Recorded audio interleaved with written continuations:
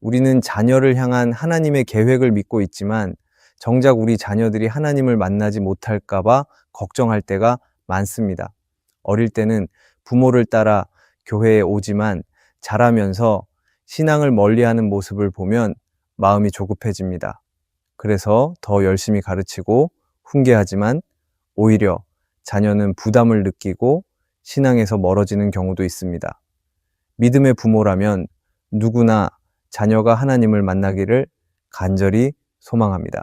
하지만 중요한 것은 하나님을 만나는 것은 부모가 대신해 줄 수 없다는 사실입니다. 신앙은 부모가 강요해서 되는 것이 아니라 자녀가 스스로 경험해야 하는 것이기 때문입니다. 그러므로 부모는 자녀를 억지로 신앙의 틀 안에 가두는 것이 아니라 자녀가 하나님을 경험할 수 있도록 돕는 역할을 해야 합니다. 그렇다면 부모는 자녀가 하나님을 만나도록 어떻게 도와야 할까요? 오늘 우리는 성경의 원리를 따라 믿음의 부모가 해야 할 몇 가지 중요한 역할을 살펴보고자 합니다. 첫째, 기도하는 부모가 되어야 합니다. 자녀가 하나님을 만나도록 돕는 가장 중요한 역할은 기도하는 부모가 되는 것입니다. 우리는 자녀를 위해 많은 것을 해 주려고 합니다. 좋은 교육, 안정적인 환경, 도덕적인 가치들을 가르치며 최선을 다합니다. 하지만 우리가 줄 수 있는 가장 귀한 것은 하나님께 올려드리는 기도입니다. 사무엘상 1장에는 한나라는 여인이 등장합니다. 한나는 오랫동안 자녀를 갖지 못해 슬퍼했지만 단순히 아이를 원하는 것이 아니라 그 자녀가 하나님께 쓰임 받기를 원하며 기도했습니다. 그녀는 이렇게 서원했습니다. 만일 주께서 여종의 고통을 돌보시고 저를 기억하셔서 아들을 주시면 그 생애를 하나님께 드리겠습니다. 이 기도는 단순히 아이가 건강하게 태어나게 해주세요라는 기도가 아니라 이 아이가 하나님을 만나는 사람이 되게 해주세요라는 기도였습니다. 결국 하나님은 그녀의 기도를 들으셨고 사무엘을 태어나게 하셨습니다. 그리고 한나는 그 약속대로 어린 사무엘을 성전에 맡기며 이렇게 고백합니다. 이 아이를 위하여 내가 기도하였더니 여호와께서 내 간구를 허락하신지라. 그러므로 나도 그를 여호와께 드리노라. 한나는 자녀를 소유물이 아니라 하나님께 받은 선물로 여겼고 하나님께 다시 돌려드렸습니다. 결과적으로 사무엘은 하나님을 깊이 경험하는 사람이 되었고 이스라엘을 변화시키는 선지자가 되었습니다. 부모의 기도가 자녀의 신앙에 중요한 영향을 미친다는 것은 성경뿐만 아니라 우리의 삶에서도 확인할 수 있습니다. 디모데 역시 어머니 유니게와 외할머니 로이스의 신앙을 보고 자랐습니다. 그들의 기도와 신앙이 디모데의 믿음을 형성하는 데 큰 영향을 주었습니다. 그러나 많은 부모들이 기도를 하지만 때로는 기도의 방향이 잘못될 때가 있습니다. 자녀의 성공과 행복을 위해 기도하지만 정작 자녀가 하나님을 만나는 것에 대한 기도는 부족할 때가 많습니다. 우리의 기도가 자녀의 학업, 직장, 결혼을 위한 기도에서 멈추지 않고 하나님과의 관계를 위한 기도로 나아가야 합니다. 기도하는 부모가 되려면 자녀를 위해 구체적으로 기도해야 합니다. 하나님이 자녀의 마음을 여시고 직접 만나 주시도록 기도해야 합니다. 단순히 잘되게 해주세요가 아니라 하나님을 사랑하는 사람이 되게 해주세요라고 기도해야 합니다. 또한 자녀와 함께 기도하는 습관을 들이는 것도 중요합니다. 부모가 혼자 기도하는 것도 중요하지만 자녀와 함께 기도하는 시간을 통해 자녀는 부모의 기도를 들으며 믿음이 자라나게 됩니다.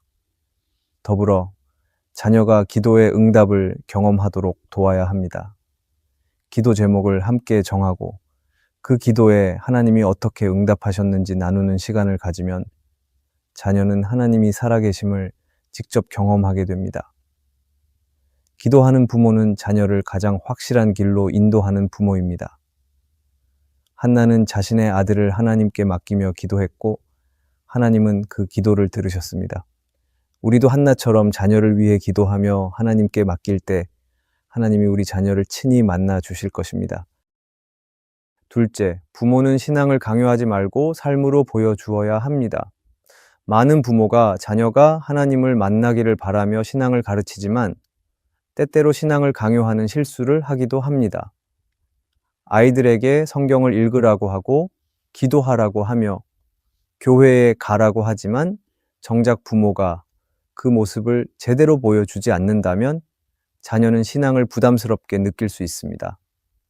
신앙은 말로 가르치는 것이 아니라 삶으로 보여줄 때 자연스럽게 전해집니다. 여기서 중요한 것은 삶의 모든 순간 신앙을 보여주는 것입니다. 부모가 신앙을 따로 떼어놓고 예배 시간이나 기도 시간에만 강조한다면 아이들은 신앙을 생활이 아니라 의무로 느낄 수 있습니다. 하지만 일상에서 부모가 자연스럽게 하나님의 말씀을 따라 사는 모습을 보면 자녀는 신앙을 부담이 아니라 삶의 일부로 받아들이게 됩니다. 엘리 제사장은 이스라엘의 영적 지도자였지만 그의 두 아들은 하나님을 두려워하지 않았습니다. 그 이유는 엘리가 아들들에게 신앙을 말로 가르쳤을지는 몰라도 삶에서 본이 되지 못했기 때문입니다. 반면 디모데의 어머니 유니게와 외할머니 로이스는 신앙을 삶으로 보여주었고 디모데는 그것을 보고 자랐습니다. 우리가 자녀에게 신앙을 강요하면 그들은 하나님을 부담스럽게 느끼고 반발할 수 있습니다. 그러나 우리가 신앙을 즐겁게 실천하는 모습을 보이면 자녀는 자연스럽게 하나님을 사랑하는 사람이 됩니다. 신앙을 보여주는 부모가 되려면 예배를 즐거워하는 모습을 보이는 것이 중요합니다. 자녀가 억지로 교회에 가는 것이 아니라 부모가 먼저 예배를 사모하는 모습을 보이면 자연스럽게 따라오게 됩니다. 또한 부모가 먼저 기도하고 말씀을 가까이 하는 모습을 보여주어야 합니다. 자녀에게 기도하라고만 하지 말고 부모가 먼저 기도하는 모습을 보여주세요. 아이들은 부모가 하는 것을 따라 합니다. 말보다는 행동으로 신앙을 전하는 것도 중요합니다. 자녀 앞에서 말과 행동이 일치하는 신앙을 보여주어야 합니다. 부모가 화를 내면서 사랑해야 한다고 가르친다면 자녀는 신앙을 위선으로 여길 수 있습니다. 실수했을 때 용서를 구하는 모습을 보이는 것도 필요합니다. 부모가 자녀에게 잘못했을 때 솔직하게 사과하고 용서를 구하는 모습을 보이면 자녀는 신앙을 진짜라고 느끼게 됩니다. 신앙은 가르치는 것이 아니라 보여주는 것입니다. 말로 아무리 강조해도 부모가 실천하지 않으면 자녀의 마음에는 닿지 않습니다. 하지만 부모가 삶 속에서 신앙을 실천하면 자녀는 자연스럽게 하나님을 경험하게 됩니다. 신앙을 강요하지 말고 삶으로 보여주는 부모가 될 때 자녀는 하나님을 만나게 될 것입니다. 셋째, 부모는 자녀를 하나님의 소유로 인정해야 합니다. 부모는 자녀를 사랑합니다. 그래서 자녀를 보호하고 좋은 것을 주고 바른 길로 인도하고 싶어 합니다. 그러나 때때로 이 사랑이 하나님보다 자녀를 더 의지하는 모습으로 변하기도 합니다. 자녀의 인생을 부모가 책임지려고 하거나 부모의 기대대로 살아가도록 강요하는 경우가 생깁니다. 하지만 성경은 자녀가 부모의 소유가 아니라 하나님의 소유임을 인정해야 한다고 가르칩니다. 창세기 22장에서 하나님은 아브라함에게 충격적인 명령을 하십니다. 네 아들, 네 사랑하는 독자 이삭을 데리고 모리아 땅으로 가서 내가 네게 일러준 한 산에서 그를 번제로 드리라. 이삭은 아브라함이 100세에 얻은 기적 같은 아들이었고 하나님의 약속이 담긴 자녀였습니다. 그런데 하나님은 그 아들을 바치라고 하십니다. 부모의 입장에서 도저히 이해할 수 없는 명령이었을 것입니다. 그러나 아브라함은 순종합니다. 그리고 이삭을 번제물로 드리려는 순간 하나님께서 말씀하십니다. 그 아이에게 네 손을 대지 말라. 네가 네 아들, 네 독자까지도 나에게 아끼지 아니하였으니 이제야 네가 하나님을 경외하는 줄을 아노라. 하나님이 원하셨던 것은 이삭을 실제로 희생제물로 바치는 것이 아니라 아브라함이 이삭을 자신의 소유가 아니라 하나님의 소유로 인정하는 것이었습니다. 부모는 자녀를 사랑하기 때문에 때로는 자녀를 하나님의 뜻보다 자신의 뜻대로 키우려는 유혹을 받습니다. 이 아이가 이런 길을 가야 성공할 거야. 내가 원하는 모습대로 자랐으면 좋겠어. 라고 생각하며 부모가 원하는 방향으로 아이를 키우려 할 때가 많습니다. 하지만 자녀는 내 것이 아니라 하나님의 것입니다. 부모가 자녀를 하나님의 손에 맡길 때 하나님께서 가장 좋은 길로 인도하십니다. 부모는 자녀를 하나님보다 더 의지하지 말아야 합니다. 자녀가 부모의 삶의 목적이 되면 하나님보다 자녀를 더 의지하는 우상을 만들 수 있습니다. 자녀는 하나님께 맡겨야 합니다. 또한 자녀를 향한 하나님의 계획을 신뢰해야 합니다. 부모는 자녀의 인생을 대신 살 수 없습니다. 하나님께서 자녀의 삶을 가장 선한 길로 인도하실 것을 믿고 기도해야 합니다. 더불어 자녀의 신앙을 부모의 기대대로 만들려 하지 말아야 합니다. 어떤 부모는 자녀가 부모가 원하는 방식으로 신앙생활을 하길 기대합니다. 그러나 자녀는 부모의 복사본이 아닙니다. 하나님께서 각자의 방식으로 만나 주시도록 기도해야 합니다. 그리고 자녀를 위해 기도할 때 하나님의 뜻을 구하는 기도를 해야 합니다. 이 아이가 내 뜻대로 되게 해주세요가 아니라 하나님의 계획대로 살게 해주세요라고 기도해야 합니다. 아브라함이 이삭을 하나님께 맡겼을 때 하나님은 이삭을 지키셨습니다. 부모가 자녀를 하나님의 소유로 인정할 때 하나님이 친히 멀어 인도하십니다. 부모가 자녀를 붙들면 하나님이 일하실 수 없습니다. 그러나 부모가 자녀를 하나님의 손에 맡길 때 하나님께서 가장 좋은 길로 인도하십니다. 우리의 자녀를 하나님께 맡기는 믿음을 가질 때 그들이 하나님을 깊이 만나는 역사가 일어날 것입니다. 넷째, 부모는 자녀의 신앙 의심과 질문을 두려워하지 말아야 합니다. 많은 부모가 자녀가 신앙에 대해 의심을 표현하거나 질문할 때 당황합니다. 하나님이 정말 계신 거야?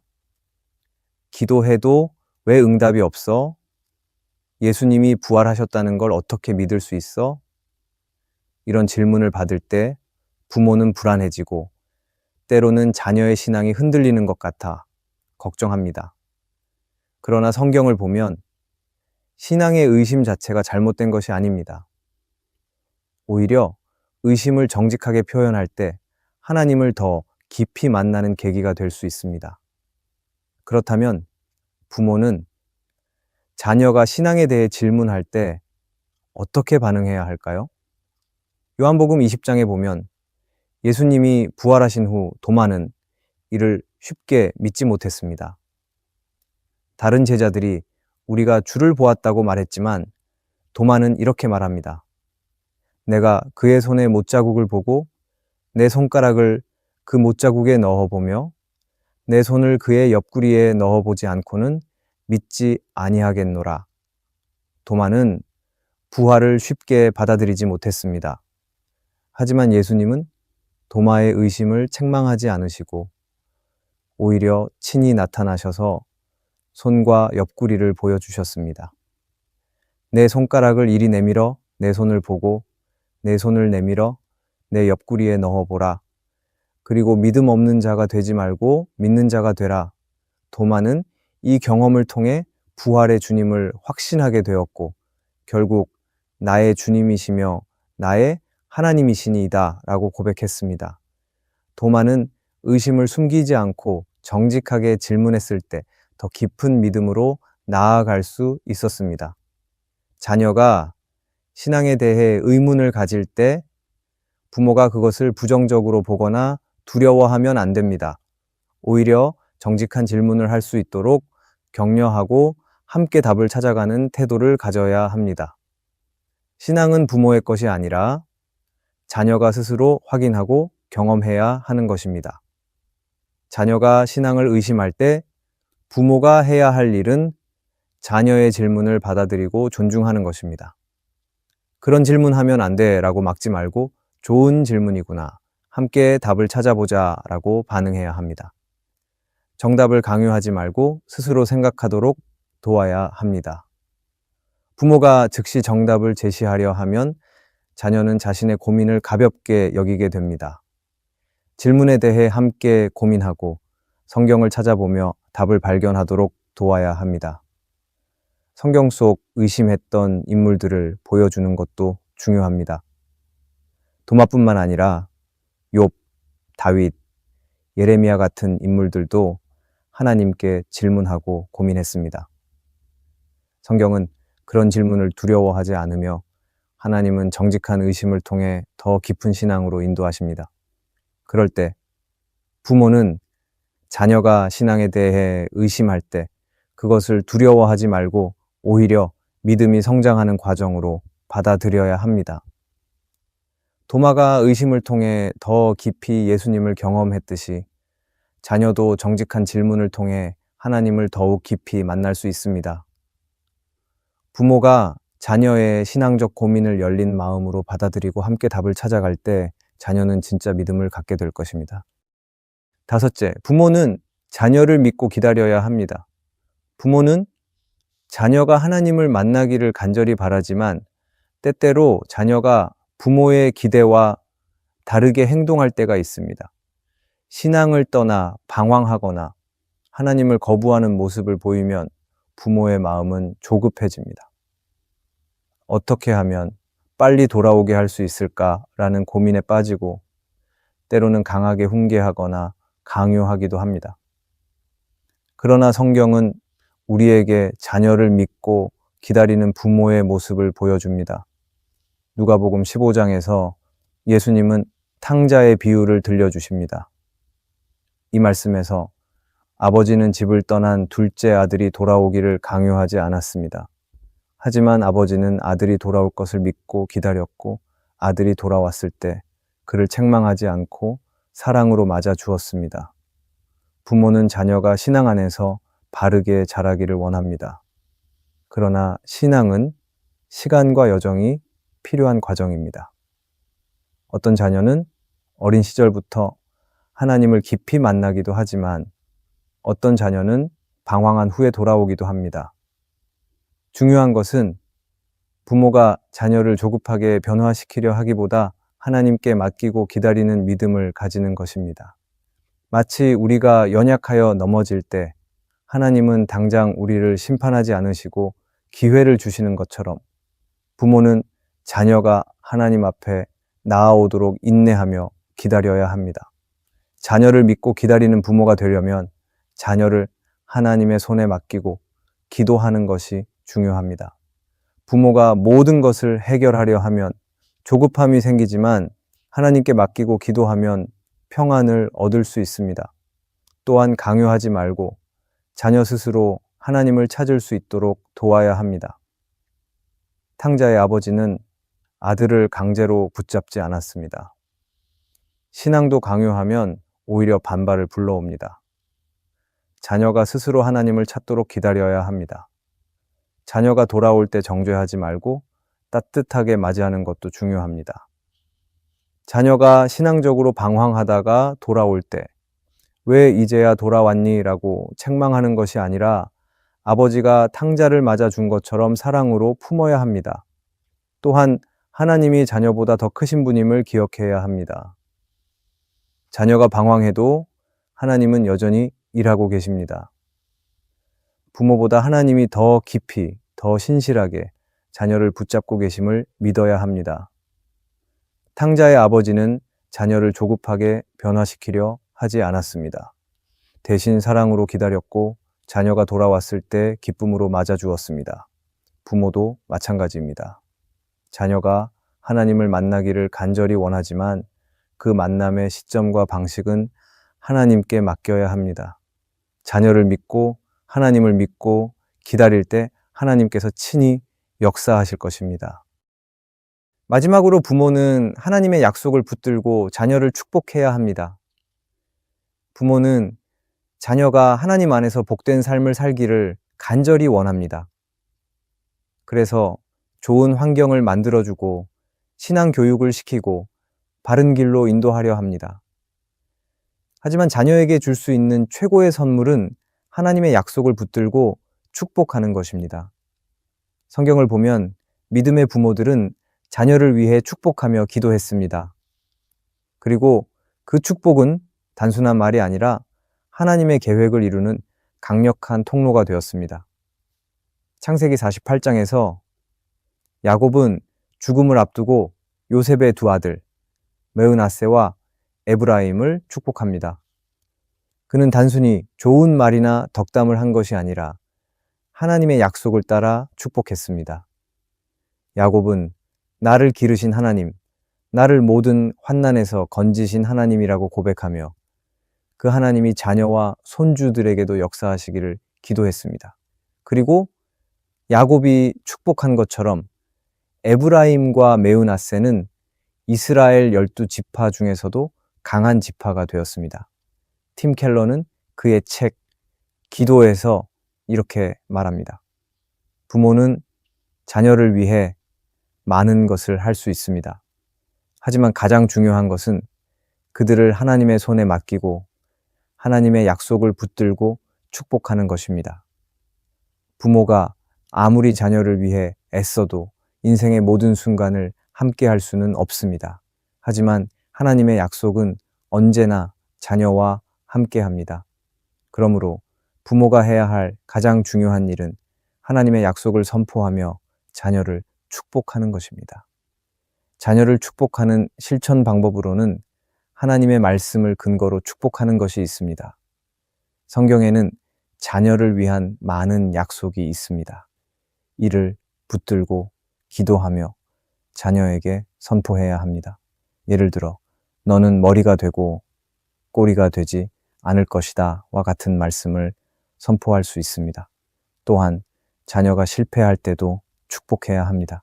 자녀가 실수하고 넘어질 때 정죄하지 말고 하나님의 은혜를 선포하며 격려해야 합니다. 너는 실패한 사람이 아니라 하나님이 다시 일으키시는 사람이야 라고 말해 주어야 합니다. 일상 속에서 축복을 습관화하는 것도 중요합니다. 중요한 순간뿐 아니라 매일 아침, 잠들기 전, 학교 가기 전 등 일상에서 자녀를 축복하는 말을 해 주어야 합니다. 축복의 유산을 남기는 것도 필요합니다. 부모가 자녀를 위해 기도하고 축복하는 모습을 보여주면 자녀도 다음 세대에게 동일한 신앙을 전하게 됩니다. 야곱이 자녀를 축복했을 때 하나님의 약속이 이루어졌습니다. 부모가 하나님의 약속을 붙들고 자녀를 축복할 때 그 축복은 단순한 말이 아니라 하나님의 능력이 담긴 선언이 됩니다. 우리가 자녀에게 해줄 수 있는 가장 큰 선물은 좋은 환경이 아니라 하나님의 약속이 이루어지는 인생이 되도록 축복하는 것입니다. 지금부터라도 자녀를 위해 하나님의 말씀을 붙들고 축복하는 부모가 되십시오. 하나님은 그 축복을 반드시 이루실 것입니다. 부모는 자녀에게 좋은 환경과 물질적인 것을 주는 것도 중요하지만 하나님의 약속을 믿고 자녀를 축복하는 것은 그 어떤 것보다 중요합니다. 팀 켈러는 그의 책 기도에서 이렇게 말합니다. 하나님께서는 우리의 기도와 축복을 통해 놀라운 일을 이루어 가십니다. 기도는 우리의 통제 밖에 있는 세상의 일들을 변화시키고 하나님의 뜻을 이루는 통로가 됩니다. 부모가 자녀를 위해 기도하고 축복할 때 그 기도는 단지 부모의 소망을 넘어 하나님의 뜻이 이루어지는 강력한 도구가 됩니다.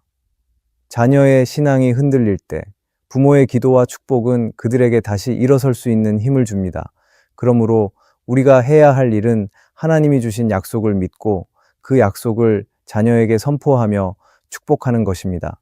하나님은 그 축복을 이루시며 자녀가 하나님의 뜻 안에서 성장할 수 있도록 인도하실 것입니다. 오늘의 말씀이 은혜가 되셨다면 댓글에 아멘이라고 적어주시면 감사하겠습니다.